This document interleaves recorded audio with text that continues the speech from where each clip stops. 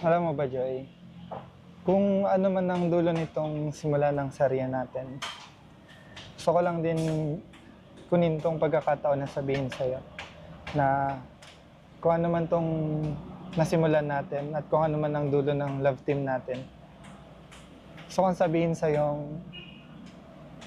hindi kita sasaktan at hindi kita bibiguin.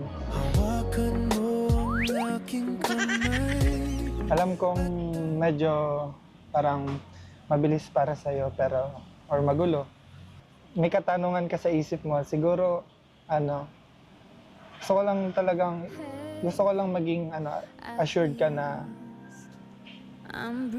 nandito lang ako para sa'yo. Thank you. Ako din. Kung ano man ang mangyari sa serye natin dito, nandito lang din ako. Sa support sa'yo. Siyempre sa atin.